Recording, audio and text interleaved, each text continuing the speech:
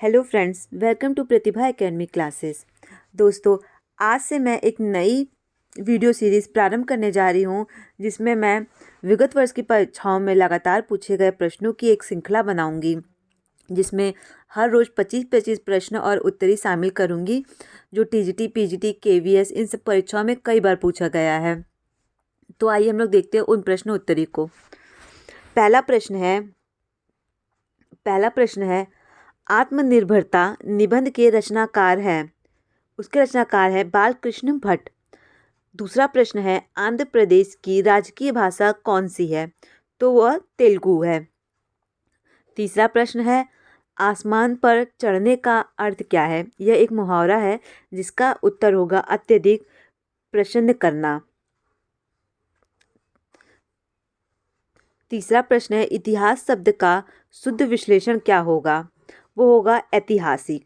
ये प्रश्न कई बार परीक्षा में पूछा जा चुका है। अगला प्रश्न है ईदगाह कहानी के रचनाकार कौन है? तो इस कहानी के रचनाकार हैं मुंशी प्रेमचंद। प्रश्न पांचवा उर्दू किस भाषा का शब्द है? तुर्की। ये प्रश्न यूजीसी नेट की परीक्षा में भी एक बार पूछा जा चुका है, तो आप इसे विशेष रूप से ध्यान में रखिएगा। अगला प्रश्न है एक नरपिय को भानी तन वाको सागर ज्यों पानी।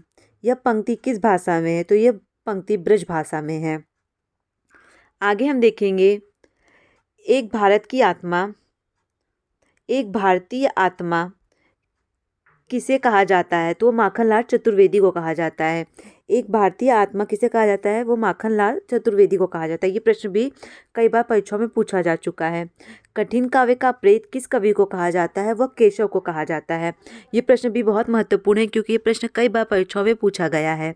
अगला प्रश्न है कथा सम्राट किसे कहा जाता है? तो वो प्रेमचंद को कहा गया है। ये प्रश्न टीजीटी, पीजीटी परीक्षाओं में कई बार पूछा गया है। प्रश्न संख्या 10वां कबीरदास की भाषा क्या थी? तो कबीरदास की जो भाषा रही है वो सदुक्कड़ी भाषा रही है। ये प्रश्न भी कई परीक्षाओं में पूछा गया है। कमल का सिपाही किसे कहा जाता है? तो ये मुंशी प्रेमचंद को कहा गया है। और कलम की सिपाही क्या है? तो ये जीवनी है जिसको प्रेमचंद के पुत्र अमृत राय ने लिखा था। ठीक है, तो आप इसे विशेष रूप से ध्यान में रखिएगा। प्रश्न संख्या जो 13वां है वो है कवि कालिदास की अभिज्ञान शाकुंतलम को हिंदी में किसने अनुवाद किया था? तो इसे अनुवादित किया था राजा लक्ष्मण सिंह ने। प्रश्न संख्या 14 कस्तूरी कुंडल बसे किसकी आत्मकथा है? तो ये मैत्रेयी पुष्पा की आत्मकथा है। कादम्बरी के लेखक कौन है? तो बाणे भट्ट हैं। अगला है कमायनी किस प्रकार का ग्रंथ है? तो ये महाकाव्य है जिसके रचनाकार है जयशंकर प्रसाद। अगला प्रश्न है प्रश्न संख्या 17वां किस काल को स्वर्ण काल कहा जाता है? तो भक्ति काल को हम लोग स्वर्ण काल कहते हैं। ये प्रश्न कई बार परीक्षा में पूछा गया है, तो आप इसे विशेष रूप से ध्यान में रखिएगा कि स्वर्ण काल भक्ति काल को कहा जाता है। प्रश्न संख्या 18वां किस छायावादी कवि ने संवाद शैली का सर्वाधिक उपयोग किया है? तो संवाद शैली का सर्वाधिक उपयोग जयशंकर प्रसाद ने किया है।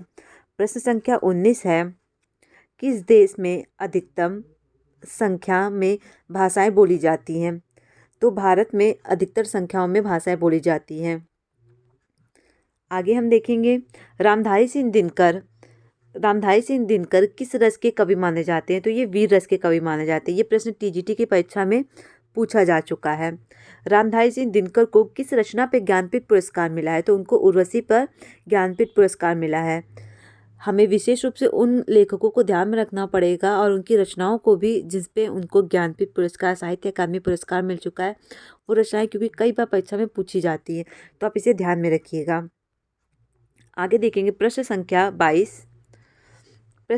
22 जिसमें है रीतिकाल का वह कौन सा कवि है जो अपनी मात्र एक कृति से हिंदी साहित्य में अमर हो गया? तो वो बिहारी है, क्योंकि इसीलिए बिहारी की रचना को कहा जाता है कि इनकी रचना गागर में सागर भरने के समान है।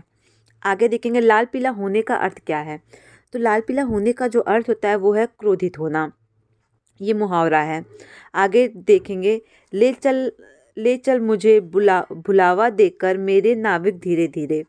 यह पंक्ति के रचयिता हैं, तो इसके रचयिता हैं जयशंकर प्रसाद। ये पंक्ति कई बार परीक्षाओं में पूछा गया है। आगे हम देखेंगे, लोग हैं लगी कवित बनावत, मोही तो मेरे कवित बनावत। ये पंक्ति है घनानंद की।